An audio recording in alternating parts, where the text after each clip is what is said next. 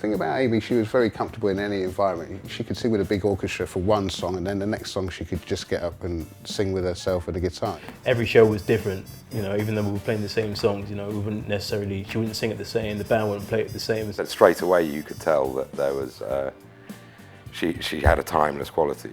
Amy came from obviously a jazz background, so but she fused jazz with pop. She would definitely refer to Donny Hathaway. It was obvious that Dinah Washington was a big inspiration to her. She had that great ability to feel what was coming through her and express it straight away, you know, vocally on stage. I don't think it's strange that there was a British girl being influenced by jazz, because there's always been that and there always will be. What was strange was someone so young with such authenticity. See, she was like a child of hip-hop as well, having grown up in the modern era. So that informed the mix. A lot of the artists I'd worked with, they'd been established. In many ways, I'd looked up to them. But with Amy, I could watch the whole rise. She always said that had she not become a huge star, she'd still do it anyway. It was all about the getting the music across for her. She was probably the most courageous singer I've worked with, in the fact that she could just get up there, and if she just wanted to play a guitar and sing, she could captivate the whole audience, you know, and she just had that ability.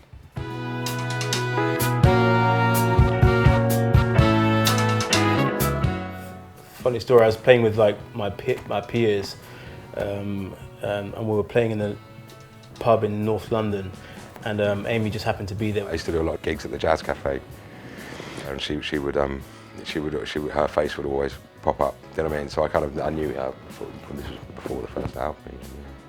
And so yeah, we played our show, and then after the gig, Amy just came up to me and said, "Oh, I'm having auditions for my band." I didn't know who she was at the time. I took her number, and then she called me for the audition, and then I went down to the audition, and yeah, from there, that was basically the rest was history. When I first started working with Amy, the demographic was Radio 2, so it was people even older than myself at the time. But then I remember after the first 10 months of touring, I remember we did a gig in Bristol at the university, and the demographic changed to people her age, because she was only 19 at the time, and that's when I saw the shift. After Back to Black, when we heard the new album, and I think I first noticed it when we had like a rehearsal with her, and then normally we would go for a drink around lunch, and then like people were honking and beeping their horns. So from then I was like, okay, something's definitely changed.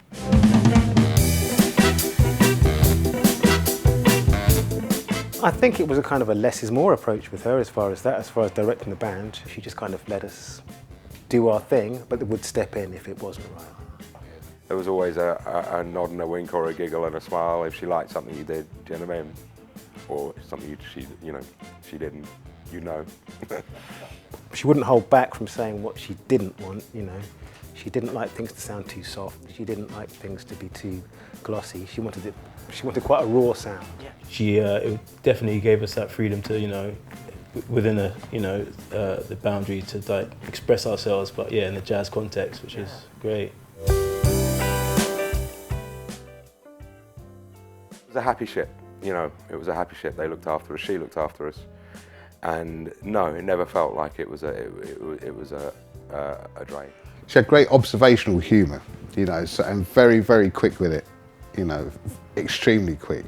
And she was very silly, very jokey, you know, we had a lot of laughs with her.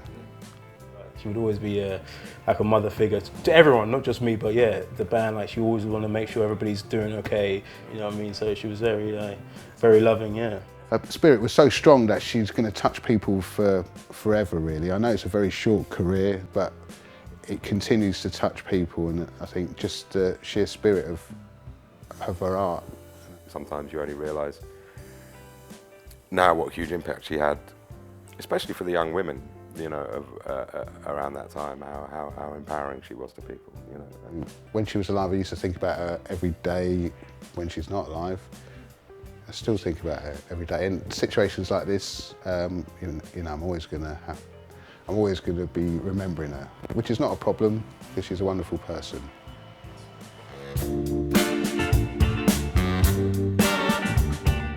None of us had thought about doing anything like this, I don't think, do you know what I mean?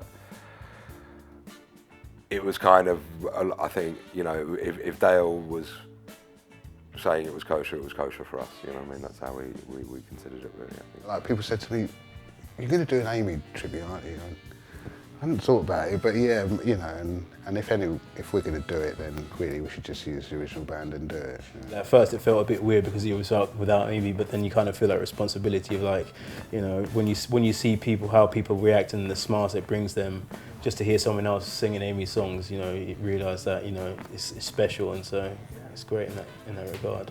As a group of musicians, you know, we bonded musically and otherwise. Some of the people I knew for years before the band, and it's just great to keep the whole thing going, you know, keep it alive. When we did the Forever Amy tour back in the UK, I saw a new generation of people where they were 20-year-old girls who would have been 8, 9 at the time when Amy was alive and performing. So you can see the influence there straight away because they knew everything about Amy, they could sing the songs. She had so many fans all over the world, and so, you know, so many people that might not have got to see her, you know, when she was in her prime, you know. So you get the essence of what was going on stage, you know, really, and that's the great thing about it. It still feels like an Amy concert in a lot of ways, you know.